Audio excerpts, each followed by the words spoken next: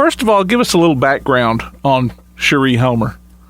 Well, I'm a journalist, as you know. This is my second book called Rick Nelson, Rock and Roll Pioneer. That's why I'm talking to you today. Mm-hmm. And it's available at Amazon. Just a little plug there for people that are going to be interested in purchasing it.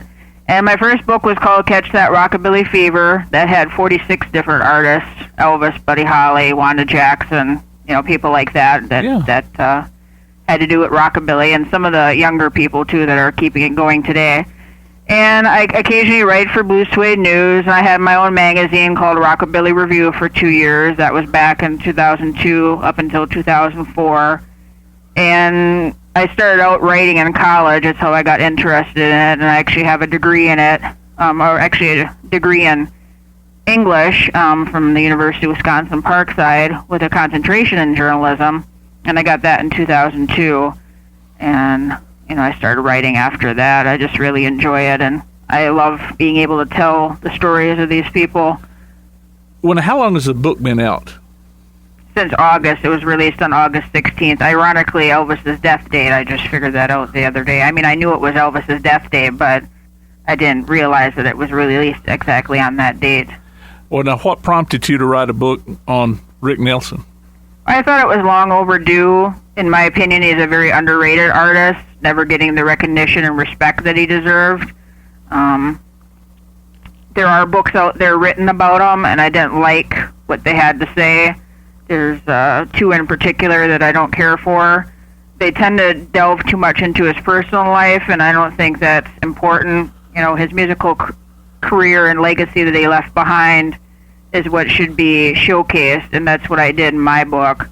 So it's all about his musical career, his start on The Adventures of Ozzie and Harriet, and then, of course, parlaying into a rockabilly career. And then he, I feel, was one of the first, if not the first, artists to do country rock. The Byrds and Graham Parsons and a lot of those people get credit for that, but really it was Rick that started that whole revolution and influenced so many people: Buffalo Springfield, Linda Ronstadt, the Eagles. I mean, he had Randy Meisner from the Eagles in his first incarnation of the Stone Canyon Band. So I wanted to give him credit for that. Now, I haven't read your book yet, this Rick Nelson book yet, but and I was going to ask what kind of a book it was. So, I mean, obviously it's not like an expose or anything like that. Not to interrupt you, but I never write books like that. That's not who I am. And, they're not here to defend themselves, anybody that I write about. So I don't think it would be fair for me to sit there and write a bunch of junk that I don't know if it's true or not. And, I didn't hear from them directly. So I would never do that. I would never defame someone's character. And Rick had a image to protect, and I feel that I need to protect them too. He was considered the boy next door, America's favorite son. Everybody knew him.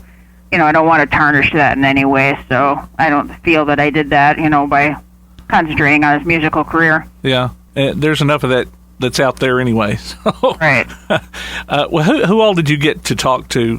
Well, I forgot to mention this, and I should mention this before we get any further. I wanted to give a special thanks to Harold Glenn Martin and his assistant Joe Kelly for setting up this interview today with you. I didn't do it personally. They helped me out, so I wanted to say thank you. Yeah, well, I thank them too. You kind of fell into my lap here, as it were. So. Yeah, that was very nice. So, I talked to quite a few different people. I did a lot of research. It took me 2.5 years to write this book, and I, looked up book excerpts and magazine articles and went online. Of course, I got some research there, and I was even able to get a couple interviews that Rick had done, because I never got to meet him or speak with him or anything. Mm-hmm. So that was good to be able to take those and use some excerpts from those.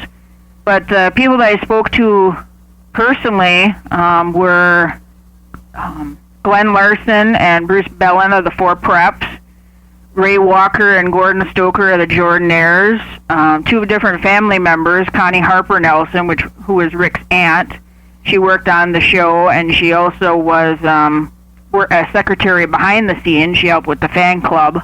She was actually on the show as a head bopper in the audience, and also as Miss Edwards later in the law firm when David became a lawyer there. she was very helpful. She gave me pictures and info and stuff, and she helped me get in touch with some people that wouldn't normally have spoken to me.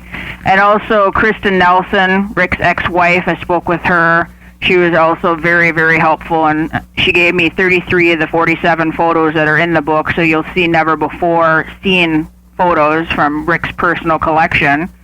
And then I spoke with many of Rick's musicians from the Stone Canyon Band days as well as the early days, and Jerry Fuller is another name people might know. Jimmy Haskell was his producer at Imperial and met many of his Decca recordings, and then of course later too. And I also spoke to the co-pilot of the airplane who clarified a lot of the myths, put to rest a lot of the myths that were perpetuated about the accident. So that was very helpful to be able to speak to him. Actually, Harold Glenn Martin put me in touch with him, too, which was great. He was definitely beneficial to my book. So, like I said, I spoke to about 50 different people for the book. Oh, okay. Any of the kids? No. Okay. They did not participate. Okay. Well, in the course of your research, what was one of the biggest surprises that you uncovered? Well, I was surprised to find out that he was bullied in high school. He did go to high school for a little while. I think it was a year and a half to 2 years, and it was Hollywood High School. And it was a professional, I mean, it was a public school, but it was a professional actors school, you know, where a lot of the people in the area that were actors or musicians went there. So, I mean, he fit in to an extent, but he was already pretty well known because of being on the show since 1952, since he was 11. So, actually 12, sorry. And anyway, so I was very surprised, though, to hear that he had gotten picked on by other boys. You know, they were jealous that he got so much attention from the girls, even at that young age, 14, 15. They just didn't accept him, and unfortunately he got bullied. And it was a strange thing because, you know, there's another similarity to Elvis.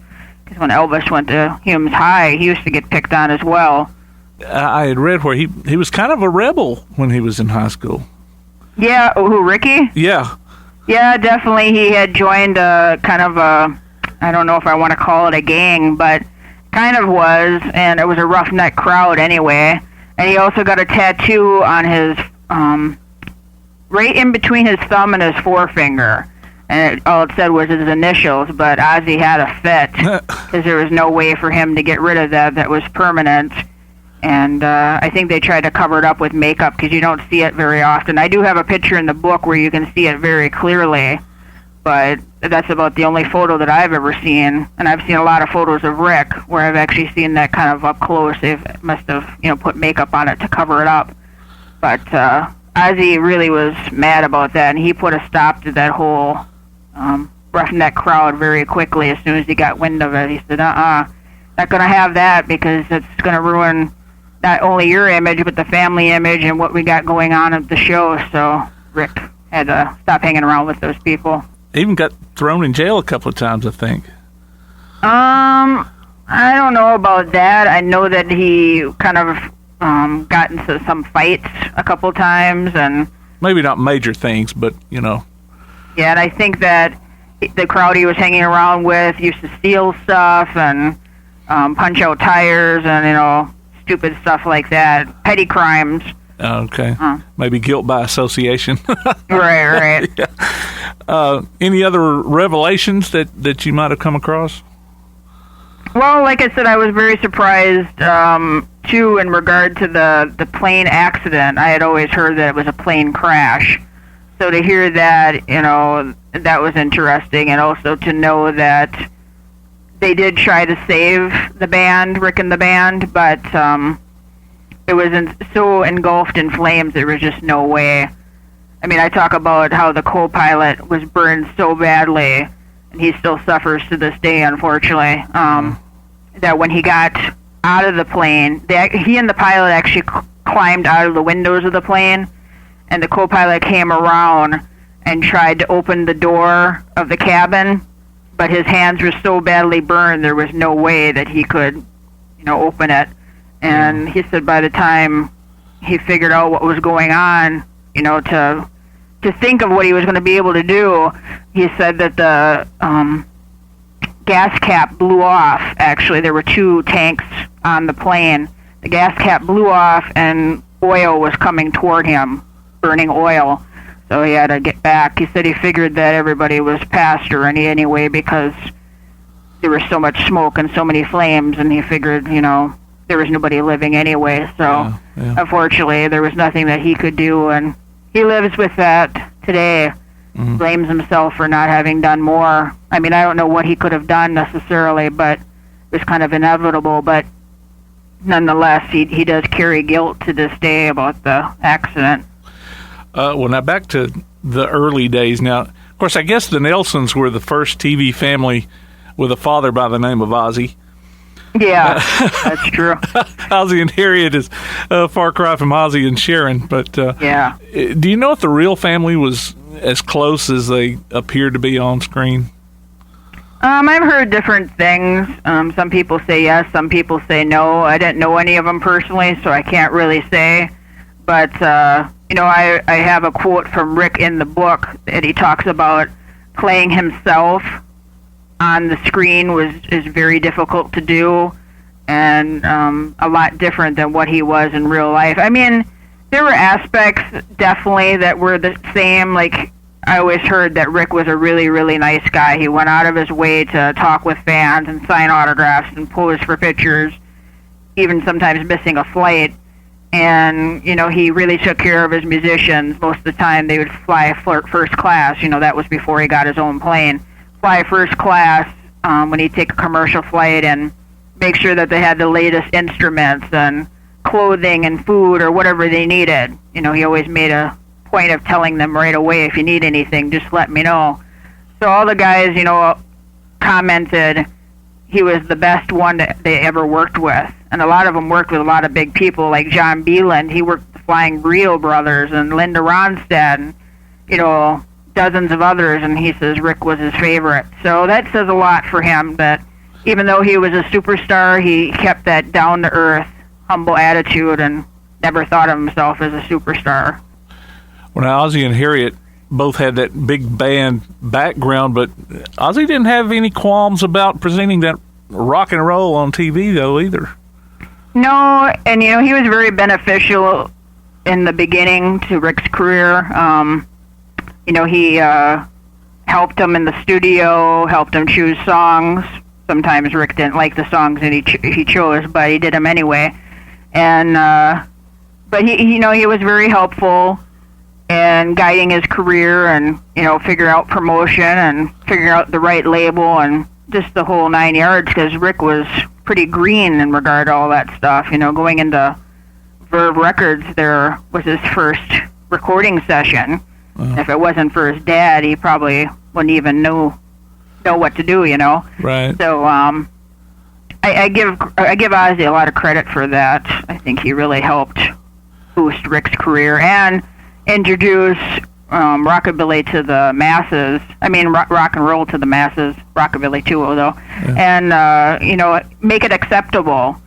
Because before that, rock and roll was considered a devil's music, and preachers were against it, and parents were against it, and everybody hated it. But they figured if Ozzy and Harriet liked it, then there must be nothing wrong with it, because Ozzy and Harriet, as they were portrayed on TV, were clean cut and all American, and you'd want your family to be like.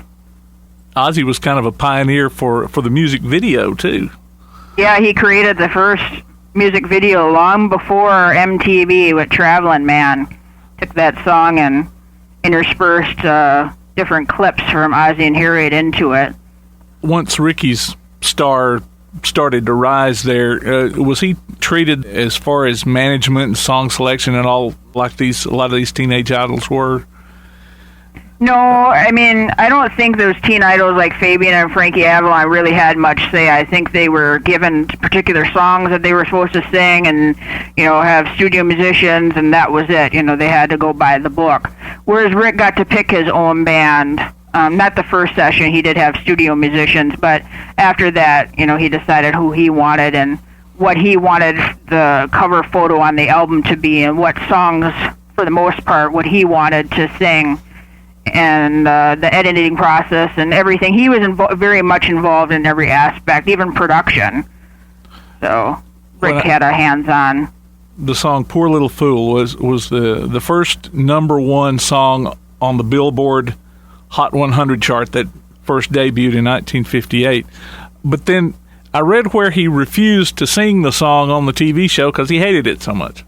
Right. Actually, he didn't want them to release it as a single either. He really kicked and screamed on that one because he didn't like that song. You're right. He never sang it on The Adventures of Ozzie and Harriet. And I don't know why he didn't particularly care for that song, but when I talk about this in the book, when Sharon Sheely, the songwriter, brought it to him, it wasn't what you hear nowadays. You know, now it's a ballad. But when she handed it to him, it was more of, a rock and roll tune, similar to Good Rockin' Tonight. And she handed it to him, and that was Elvis's song for the listeners that don't know, Good Rockin' Tonight. Anyway, Sharon gave it to him, and he says, I can't use this. This isn't, something I'm interested in. And she says, oh, no, you have to do it. You have to do it. So he ended up giving it to James Burton and James Kirkland as two musicians, Burton being his guitar player and Kirkland being his bass player. And they reworked it. They gave it a different arrangement, slowed it down, made it workable. And, of course, then he recorded it and became a #1 song, his first #1 song. But he never did any more of Sharon's songs. I don't know if she presented any more to him or not, but that was it. And, like I said, it was a #1 song, and he just, for whatever reason, he didn't care for it. And I don't think he sang it even in concert for many, many years, even though it was a huge hit. Huh.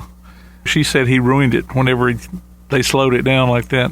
Yeah, I do say that in the book. She sees David at a cafe or something, and he says, oh, did you see my brother got a #1 song with your record? Yeah, tell him thanks a lot. He ruined my song. That's what she said back to him, so. Did she argue about the money she might have, or did she even make anything off of it? Oh, yeah, she made plenty of money off of that one. In fact, she came to Jimmy Haskell, the producer, and wanted her royalty check in advance. And they gave it to her, of course, because they had advanced sales on it. But, oh, yeah, she appreciates the money, of course. But. Yeah. Well, during what I guess was the height of his career, 57 to about 62, now the only ones with more top 40 hits were Elvis and Pat Boone. Right. He was right up there. Actually, up until about 64. Okay. The Very Thought of You was his last top 10 hit in 64. While Elvis was in the Army, he kind of stepped in and took some of Elvis's spotlight there, too. Definitely. I don't know if Rick would have had as many top 10 hits during that time if Elvis hadn't gone in the Army. No disrespect to Rick. He's a great musician and everything, but I think Elvis's part in the Army kind of divided the musical world, so there made room for other people. Because, Elvis, when he was dominating the charts early on there, nobody could get a foothold. You couldn't get a top 10. Well, you could get a top 10 song, but you certainly couldn't get a #1 or a #2, Yeah. So once he went to Germany and did his Army stint, it helped open the musical world up for other artists such as Rick. And it doesn't seem like Elvis was quite as big, though, either, when he came back from the Army. No, his style had changed a little bit, too. I guess people's taste had changed a little bit, too, in that couple of years. Yeah. He turns 21 in 1961. He goes from being called Ricky to Rick, although I've heard he really didn't care what people called him. Yeah, he didn't. It didn't matter to him. He was also in several movies, Rio Bravo, Wackiest Ship in the Army, Love and Kisses, other TV shows, too. Was he happy doing music and acting, or did he have a preference that you know of? Well, the family likes to say that he really wanted to be an actor, but I don't know how much truth there is to that. Anything that I've ever read or heard from people, or even heard from Rick in interviews that I've listened to, he always had a greater passion for music. Acting was kind of a secondary thing. He enjoyed it to an extent, but that wasn't where his heart laid. Yeah. He wanted to be a musician. He wanted to sound like Carl Perkins and capture that Rockabilly Sun sound that they had early on. And I think he did a pretty good job with that with his earlier band there from about 57 until 59, 60 with the rockabilly stuff that he did. Believe What You Say, It's Late, Just a Little Too Much, Stood Up, Waiting in the School, all that stuff is, really wonderful rockabilly singles. Yeah. And so like I said, I think he really wanted to be a musician, and that's what he stuck with. Because at a certain point, he was getting very frustrated in the musical on the musical home front, where he wasn't playing the gigs that he wanted. This was about 64, 65, 66, around the time the British invasion came in, with the Beatles and the Rolling Stones and all that. And he was playing places he'd rather have not have played. The people weren't accepting him. They didn't want to hear him. He couldn't get any airplay. It was, a really frustrating time for him. So, at that point, he could have easily have gone into acting and forgot all about the music. Yeah. But he chose to stick with the music and kind of change his sound. That's when he started getting, 66, 67, that's when he started getting into country rock and experimenting with those sounds, songwriting, doing all the stuff that he hadn't done before, changing his whole aspect on what he was going to do. Yeah. The song Garden Party is his biggest hit coming out of that transformation there, and of course it's his last top 40 hit. But I read where he wrote it after being booed off the stage at Madison Square Garden. That's correct to a point. That's how Rick and the band interpreted it. But and I wasn't there, so I can't say one way or the other, but I've heard conflicting stories on that. The promoter, Richard Nader, said that wasn't the case. Really what was happening was there were a couple drunken idiots in the audience, or taking dope, I'm not sure what they were doing, but causing a scene anyway. And the police were, the police were carrying them out, and the audience was booing them. Oh. Rick took it as, getting non-acceptance and being booed off the stage, but that really wasn't the case. It was, they were booing the police. Okay, so they just misunderstood who the targets of the booing were. Right, because that place is so huge, Madison Square Garden. They were up in the balcony, these members of the audience. They couldn't see what was going on, or, it started as a tidal wave. One person started booing, and before you know it, the whole place was, and being they couldn't see exactly what was going on, they were like, uh-oh, what happened here? Because everybody on that show was dressed 50s, was singing 50s, and Rick comes out with longer hair, like shoulder length and fringe and bell bottoms, and doing most of his 50s material, but then he did, She Belongs to Me, a Bob Dylan song, and then Honky Tonk Women by the Rolling Stones. And those two songs, he felt, uh-oh, they don't like me because I'm doing this stuff. This is not 50s material. And so he got off the stage and felt dejected. And John Lennon and George Harrison were in the audience. Actually, Yoko Ono was too. They didn't even come backstage to say anything to him, so that kind of added to the non-acceptance. And, oh boy, what's going on here? They're supposed to be friends of mine, and they didn't come to see me.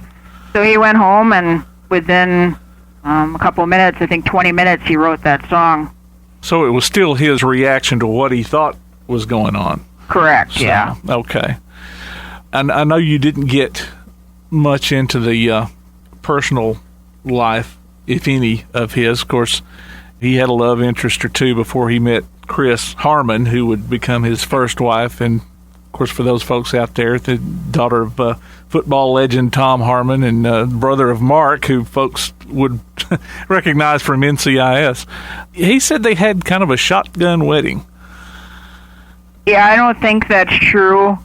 She was pregnant at the time. She was 4 months pregnant, but they really loved each other. Unfortunately, it went really, really wrong. A lot of days on the road, touring. At one point he was doing 320 dates out of the year. That's really difficult to sustain a marriage and a family life and all that while you're out on the road. Yeah. So it took its toll. He was doing things he shouldn't have been doing and whatever. And then they both had problems and did things to one another that they shouldn't have been doing. And it turned really, really ugly. And their marriage dissolved after 17 years.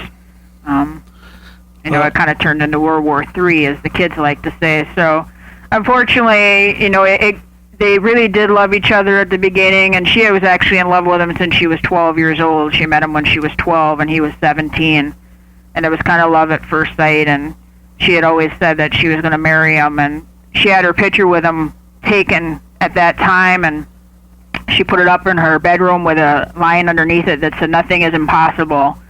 So she begged and begged and begged her folks, because they were friends of the Nelsons, begged, and finally they arranged the date, and, kind of snowballed from there, and I think they were only engaged to be married maybe, or they were dating and then engaged within a very short amount of time, I think not even a year, and then they got married. So I do feel that they really loved each other, and I know she still loves him to this day.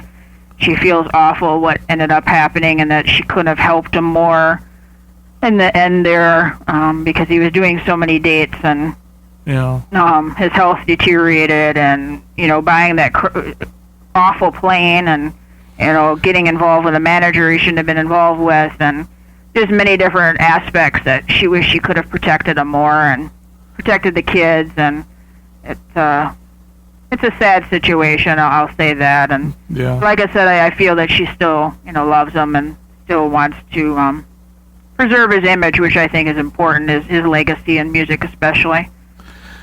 Well, after a pretty messy divorce, a couple of other notable involvements, Georgia and Crew and Helen Blair. Now, she was with him on the plane when it crashed. Right, she got killed as well. And they had just played in Guntersville. That's about an hour or so from where I'm at here in Athens. Mm-hmm. And he was on his way to Dallas when the plane he was on landed in DeKalb, Texas. They were only about a couple of miles from a landing strip. Well, yeah, what ended up happening there is, I'll kind of tell this as a short story. It's actually a long story in my book, but I'll make it short here. Had engine trouble in Guntersville, and the fog also delayed them for several hours, so they were stuck at the airport.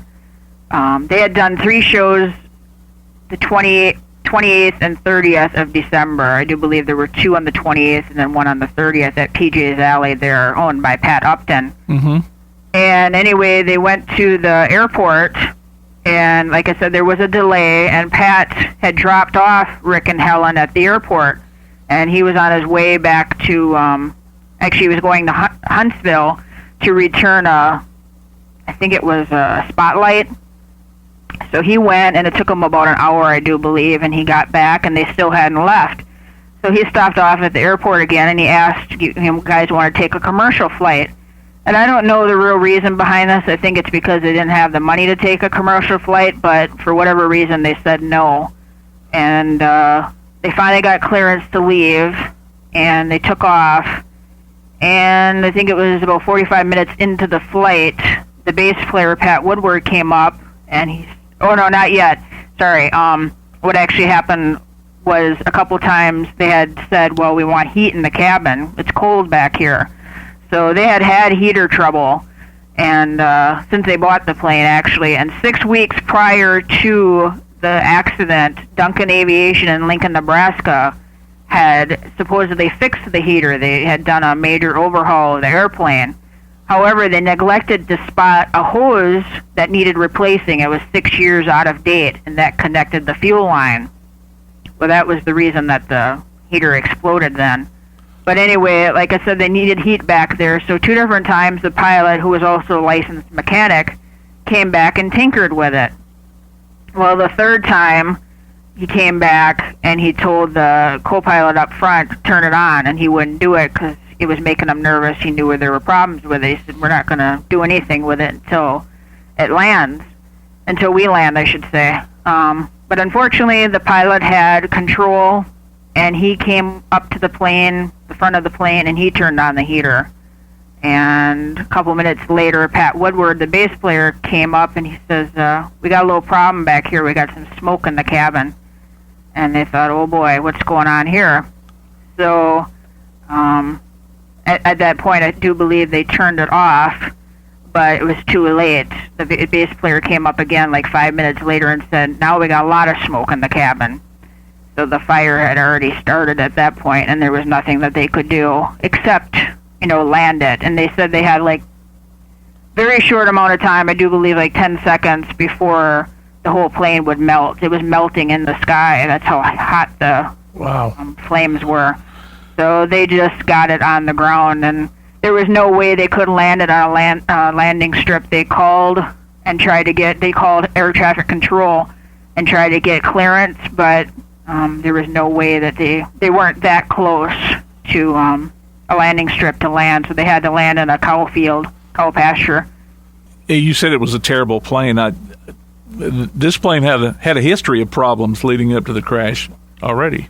Yeah, it was a 1944 DC-3. It had been previously owned by Jerry Lee Lewis. At that point, it was owned by, I'm trying to think of the name of it. It's a company in Los Angeles. Well, that doesn't really matter, but Rick and his manager, Greg McDonald, had purchased it in May, I do believe, and this was, December, so they didn't have it very long. And I think what the problem was initially, and they didn't know about it, was that plane had been sitting for like 3 years. And when you let a plane sit in a hangar for that long, things, dry up, and you have leaks, and you have all these kind of issues that nobody really investigates.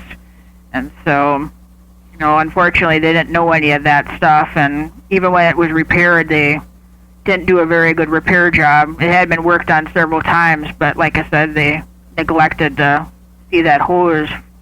That was one problem at least, and that was the major problem, that caused the fire, that they saw, that didn't see that needed replacement. And it may be different for planes, but I wouldn't have wanted to fly in a 40-year-old plane anyway. No, me either, and everybody wonders that too, because Rick hated to fly. He always felt that he would die in an airplane accident, and he had just talked about Buddy Holly. He was supposed to go to Farm Aid in Memphis a couple months prior to the accident, and he was telling Marty Stewart that must be a terrible way to die, the way Buddy Holly died, dying in an airplane accident, and well, Buddy didn't burn, but he actually got thrown from the plane, but Rick was also saying burning must be a terrible way to die. But he was thinking about Buddy Holly a lot before the accident. In fact, he had just recorded True Love Ways. I think that was the last song he ever recorded. There's just scratch vocals on that particular version that he did.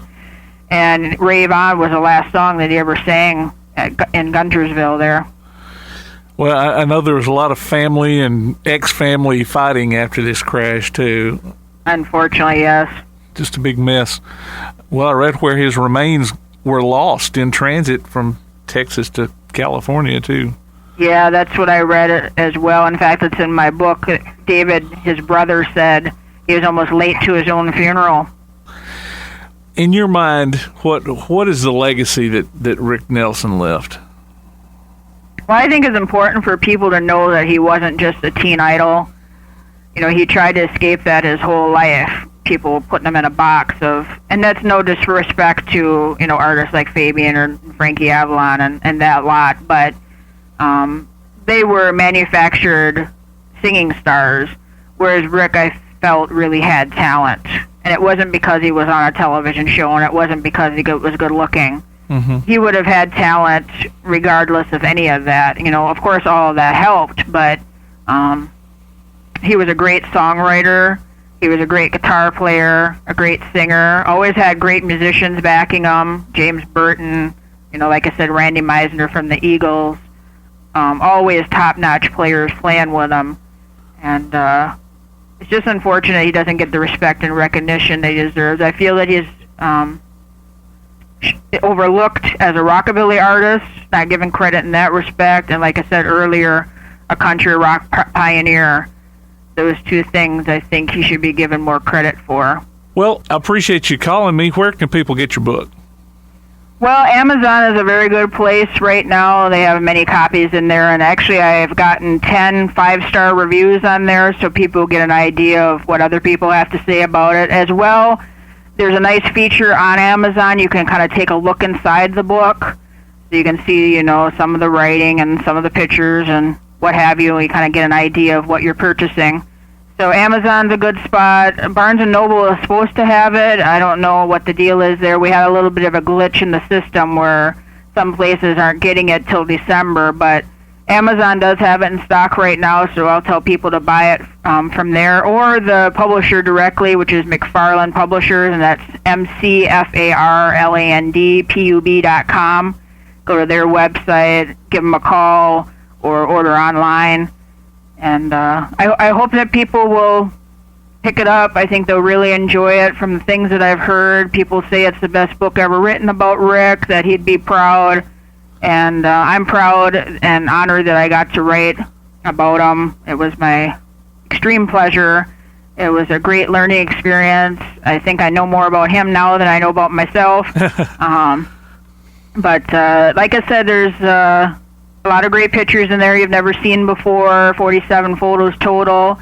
There's 3 different indexes, a selected filmography, a selected discography, as well as important songwriters forum, and notes, of course, in the index and all that good stuff. So I hope that people will decide to pick it up and to make a great Christmas present. Christmas is just coming around the corner, so yeah, but a whole lot better than a chia pet. Yeah, definitely. You'll get many more years of enjoyment out of this book than a chia pet. Yeah.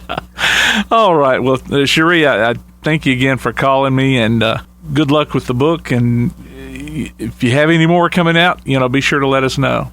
Okay, great. Thanks, Tim, right, and thanks to the listeners. Like I said, I hope everybody decides to pick up a copy. You'll enjoy it.